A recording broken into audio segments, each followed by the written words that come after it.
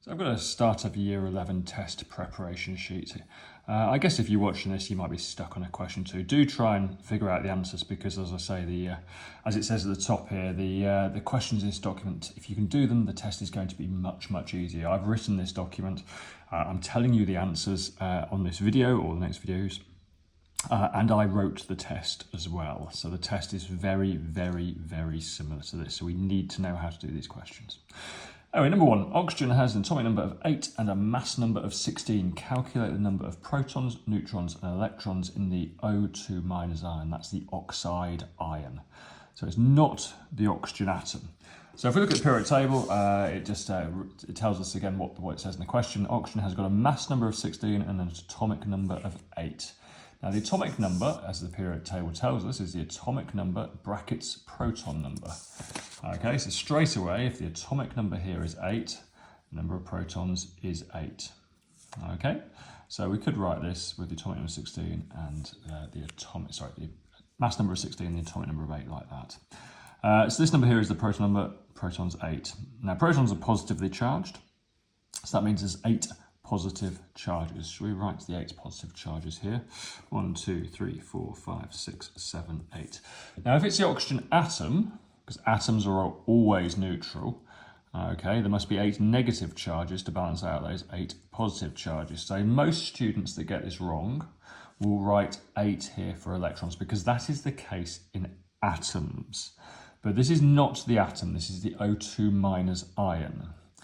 Okay, so oxygen's going to have the atom, 2 electrons on the first shell and 6 on the second shell because oxygen atoms have got equal numbers of electrons to protons. As you can see, the oxygen wants 2 more electrons to get its full outer shell. So it would want 1 there maybe and 1 there. So now that's got a full outer shell and as you can see it's got 2 extra electrons. Okay, giving it the unbalanced 2 minus charge because there's no protons, no positive to balance it out. Hence that's the 2 minus. So it's got those 8 and those 2 more makes 10 electrons. Okay, that's the one place people will get it wrong. Okay, not realising it's the ion and instead giving the atomic answer. Now the mass number is the is this top number here. So that tells us there's 16 protons and neutrons in total. In the oxygen atom or the oxygen ion as it is in this case. Now we know there's 8 protons. Okay, so if we take protons off that, we're left with neutrons. So if we do 16 minus 8, we're taking the protons off and that would just tell us the number of neutrons. That works, of course, because electrons have virtually no mass. Second question. Calcium has got an electronic configuration of 2882. What group and period of the periodic table is it in? Okay, so the group number is equal to the number of electrons on the outer shell. So that is the outer shell there with 2 electrons on it. So therefore it is in group 2. The number of outer electrons tells us the group number. The period number is the total number of shells. So that's the first shell, that's the second shell, that's the third shell, that's the fourth shell. Okay, so the period number is the total number of shells. Draw a diagram to show the bonding in lithium oxide. Atomic numbers of lithium 3 and oxygen 8. Should we draw oxygen first? Dot for the nucleus, 2 electrons on the first shell and 6 electrons on the second shell. There we go, there's oxygen. So as we can see there, oxygen wants to gain 2 electrons to get a full outer shell. Lithium 3, let's draw a lithium here. 2 electrons on the first shell and 1 on the second. So some people might say it wants to gain 7, but there's another way, of course, to get a full outer shell. If it loses that 1 there, that 1 electron there, then this shell is empty. And if that shell's empty, there is no shell there. So the one underneath it is full. So let's take that electron there and give it over to this oxygen here. So we're going to start the arrow at the electron and we're going to finish at the gap where it's going to go. And let's label it E minus. Transfer. E minus is a shorthand we can use for an electron. So this lithium's happy, okay, but the oxygen is not happy. And we can't stop this until the oxygen's happy. It's not happy because it's now got 1, 2, 3, 4, 5, 6, and this extra one here makes 7. Okay, we can't stop it with 7, we must only stop it when it's full.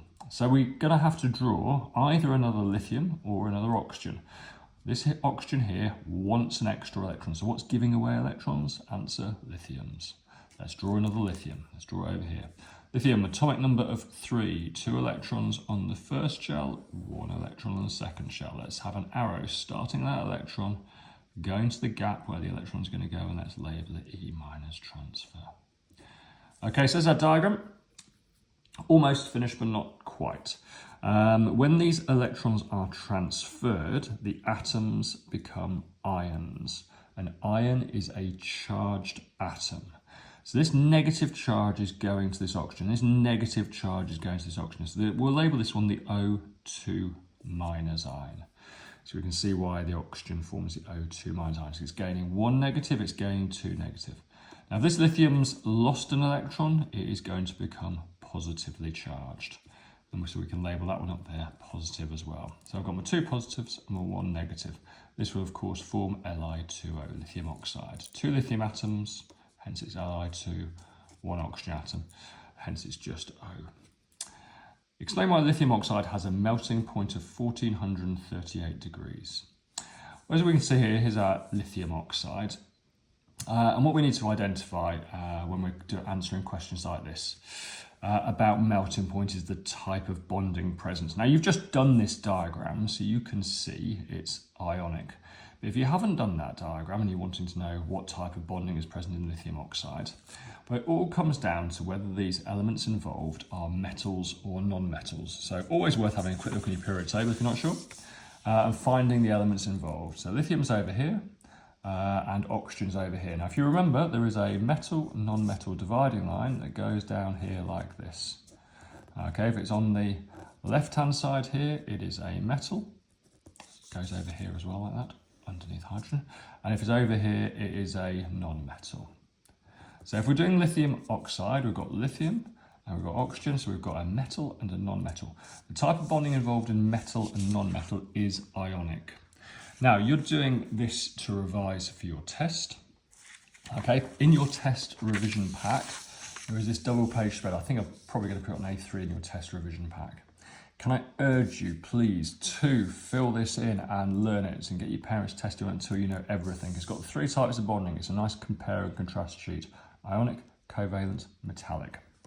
Okay, all the ionic stuff's down here. There's the covalent and here's the metallic over there. Now, for every type of bonding, you need to know the atoms involved and you need to be able to talk about melting point and electrical conductivity for each type of bonding, and you've got to learn those answers. Okay, because this question here, like this, okay, explain the type of bonding present in lithium oxide, comes up all the time. So as we've already decided, this is ionic. We know it's ionic because lithium's a metal and oxygen's a non-metal. Okay, so all you need to do now is write out the answer that you have learnt from this sheet for the ionic column, melting point. Okay, just got to write it out word for word. Okay, once we've identified it's ionic and melting point, we just need to write that out. So ionic compounds have high melting points because there are strong electrostatic forces of attraction. There's your first mark. Okay, between opposite ions in the ionic lattice. Okay, so the lithium's positive, the oxygen's negative. These we have a strong force of attraction between these opposite charges. That force of attraction is an electrostatic force of attraction. There's our first mark. It takes, if we're going to melt it, it's going to take a lot of energy. Takes lots of energy to separate the opposite ions. Okay. Almost every year that question is on the GCSE, either that one or the covalent one. Okay, we've just got to learn those answers. Draw a diagram showing outer electrons only to show the bonding in carbon dioxide. Okay, so again, we need to identify the type of bonding before we start our diagram here, really. Okay, so we've got carbon and oxygen involved. So back to our periodic table. Okay. Here's our carbon, non-metal. Here's our oxygen, non-metal. Both non-metals. This is non-metals only. The previous example was with a metal and non-metal. If it's metal and non-metal, it's ionic. If it's non-metals only, it is covalent. Now, the definition of a covalent bond is a shared pair of electrons. So we are going to have to draw this diagram with the atoms overlapping, so we have a sharing area. Should we draw carbon first? Okay, outer electrons only. Atomic number is 6. There's 2 on the first shell, which means there must be 4 on the second shell, because 2 and 4 make 6. So let's draw the outer shell only. So the outer shell is going to be the second shell. And let's put the 4 electrons on there. Okay, so we can see from that, okay, that this carbon, this atom here, needs 4 electrons to get its full outer shell. If we look at our previous example that had oxygen in it, and oxygen needed 2 electrons, didn't it? So let's draw an oxygen now, and let's draw an oxygen over 2 of those electrons, like so. Outer electrons only, so it's got 2 on the first shell, and therefore it's going to have 6 on the second shell to make up to 8. Now the covalent bond is a shared pair, so we're going to need 1 electron of the oxygen to share with that electron from the carbon, and we're going to need another electron from the oxygen to share with that electron from the carbon. So 6 on the second shell, 2 on the first and 6 on the second make 8. 6 on the second shell, it's already got 2. There's 3, 4, 5, 6. Now if we look at this oxygen now, it's got in total on its outer shell 1, 2, 3, 4, 5, 6, 7, 8 electrons. So by sharing those 2 there, this oxygen's happy. The carbon's gone to 1, 2, 3, 4, 5, 6. The carbon's not happy, so we can't stop there. So we're going to need another oxygen. Okay, let's draw another oxygen over those 2 electrons there and do exactly the same. 2 of oxygen's outer shell electrons into that overlap. And then we're going to have 3, 4, 5, 6, and then to get to our 6 on the second shell, because it's 2 on the first shell, 6 on the second shell. Count the total on this outer shell now. 1, 2, 3, 4, 5, 6, 7, 8. Count the total on the carbon's outer shell now. 1, 2, 3, 4, 5, 6, 7, 8. So that is our diagram where everything is fully bonded and fully happy. So next question. Explain why carbon dioxide has a boiling point of minus 78 degrees.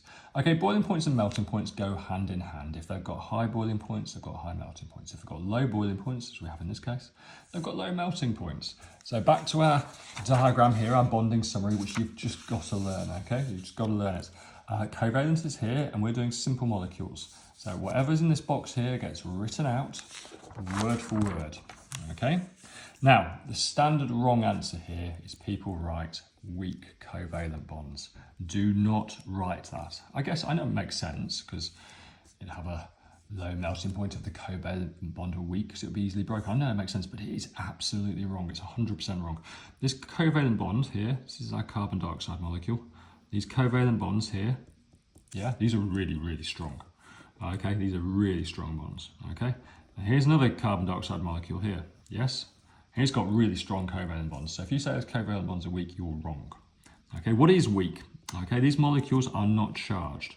Okay, so if the molecules aren't charged, there's nothing holding the molecules together. So what is weak intermolecular forces of attraction. So that's what we need to say there. Weak intermolecular forces of attraction. There are weak intermolecular forces of attraction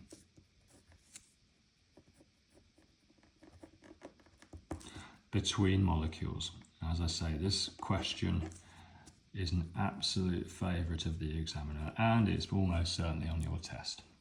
Okay, that's 1 mark out of 2. 1 mark out of 2. Our second mark is for saying it takes a little energy, only takes a little energy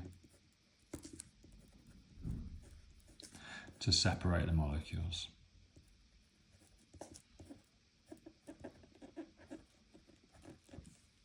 Okay, next one, the photo. We've got a photo here. Okay, shows the structure of carbon diamonds. Now, if we look at this structure here, there's a carbon atom. Okay, carbon's held in place by 1, 2, 3, 4 bonds. Photo below shows the structure of carbon diamond. Identify the type of bonding present and explain why it has a boiling point of 3,550 degrees. So that's incredibly high. So this is carbon, everything's carbon. Again, back to the periodic table. Okay, let's find out what carbon is. Carbon is here, okay? in the non-metal place. So non-metals only, the type of bonding is covalent. Okay, but this is not simple molecular because the bonds go on forever and ever and ever. Every carbon is held in place by 4 strong covalent bonds. So the type of bonding here is giant covalent. Okay, giant covalent bonding. In that giant covalent bonding, every carbon is held in place by 4 strong covalent bonds. First mark, 2-mark question. Second mark saying it takes a lot of energy. Now, what we're not doing here is separating the atoms. This time we are breaking the covalent bond. We're actually breaking that covalent. To break the 4 strong covalent bonds. So you can see why, for the previous question, we couldn't say weak covalent bonds, because the covalent bond's really strong. To break the covalent bonds takes 3,550 degrees of heat energy to break those bonds. Okay, next question. Explain why calcium chloride in water will undergo electrolysis, whereas calcium carbonate will not. Okay, so we need to identify the type of bonding again, because back to our bonding sheet. Okay, this is the electrical conductivity line. This is our line down here, and we need answers for electrical conductivity for each of those. Okay, has to be learned. Also, as you can see, this goes with the electrolysis topic. So again, very, very popular exam question. So identify the type of bonding first. Calcium. Calcium is over here. There's calcium in the metal side.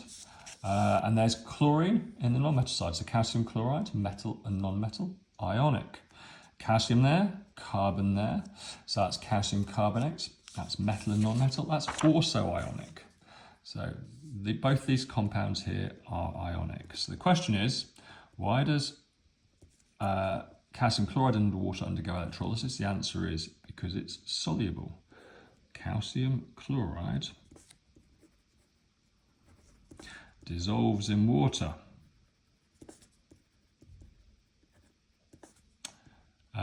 So the ions, and ions of course are charged atoms, the ions are free to move and carry charge. Calcium carbonate, insoluble in water. Remember, ionic substances will conduct in the liquid state, but not in the solid state. Okay, so calcium carbonate is insoluble in water. So the ions cannot move. Okay. Next question. All right, so every year we see an Avogadro constant question. Now they're not the most straightforward, and this question here is absolute. Is one of the most difficult on the paper. Having said that, I have seen it on 2 years, different examples, the same question, on 2 years of the last 4 years of exam paper. So it is one that's worth having a go at. And guess what? There's one just like it on your year 11 test. So if you can have a go at doing this here, hopefully you will be able to have a good go at the one in the exam. It tells us the formula of iron sulfate is Fe2SO4 3 times. Calculate the total number of atoms present in 23.42 grams of iron sulfate. And we're given relative atomic masses, and we're given the Avogadro constant. Okay, so this is a 2-stage calculation. Actually, it's a 3-stage, but it's a 2 main stage calculation. First stage, okay, we've been given atomic masses and we've got a mass. That's a mass and these are atomic masses. So it shouldn't surprise you to see we're going to need moles equals mass, okay, over formula mass in this case. All right, so we've got 23.42 grams of iron sulfate. So that's our mass, 23.42. Okay, what we're now going to have to do is calculate a formula mass of iron sulfate. Okay, now it's quite a big compound. So first of all, that's going to be Fe plus Fe, 2 Fe's.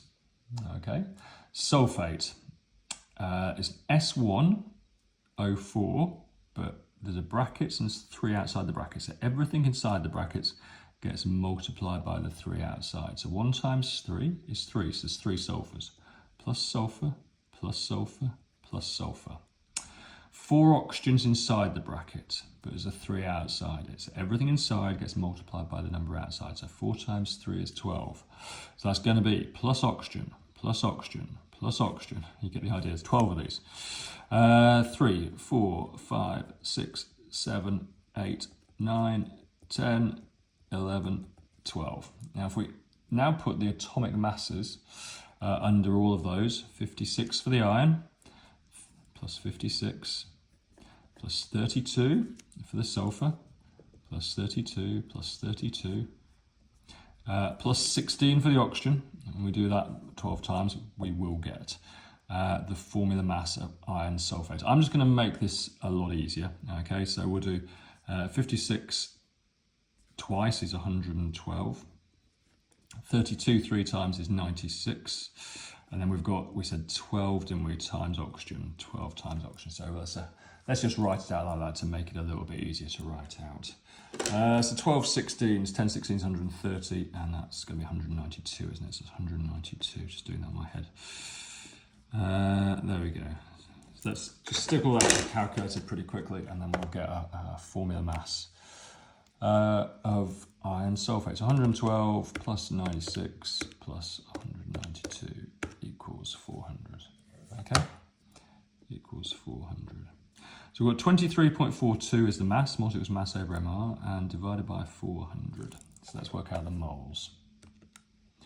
Okay, so 23.42 divided by 400 equals 0.05855 moles, equals 0.05855 moles.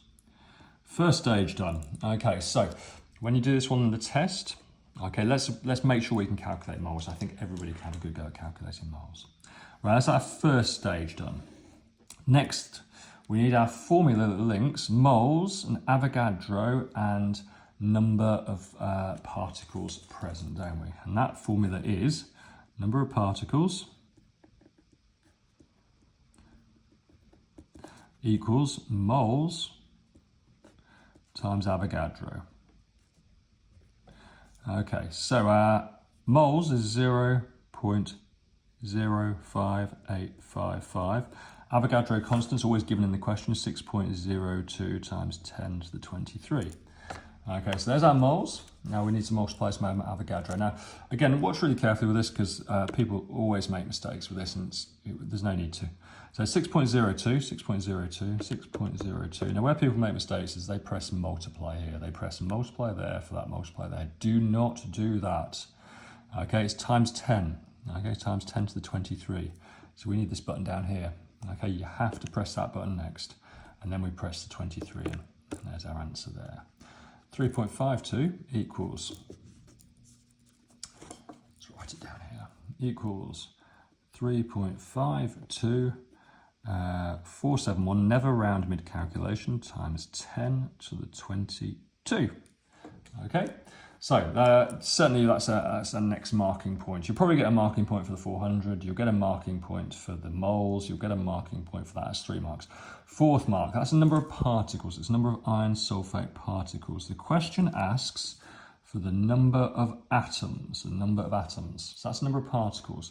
In one particle of iron sulfate, there's 2 iron atoms, there's 3 sulfur atoms, and there's 12 oxygen atoms. Okay, so there's 2 ions, 2 times Fe. There is 3 times sulfur, and then there's 4 times 3, 12, 12 times oxygen. So we need to add all these up, okay? 2 and 3 is 5, and 12 is 17. So in total, there's 17 atoms. So in every one of those particles, and there's lots of particles, there are 17 atoms. So we need to take that answer. Okay, there's that many iron sulfate particles, and every particle is 17 atoms. So we need to multiply it by 17. And that will give us the final answer. So there's our answer there, times 17 equals, and the answer is 5.99, and it's okay to round there, I think, 5.99 times 10 to the 23. Just check the question doesn't ask you for significant figures or decimal places. Okay, this one doesn't, so I will leave it there. Okay, difficult question, that one. Okay, I say there's one in the test, so let's make sure you have a good go at it. what we'll do, we'll end this video here, and we'll do a second video to do with the rest of it, otherwise it's going to get quite long. See you in video 2.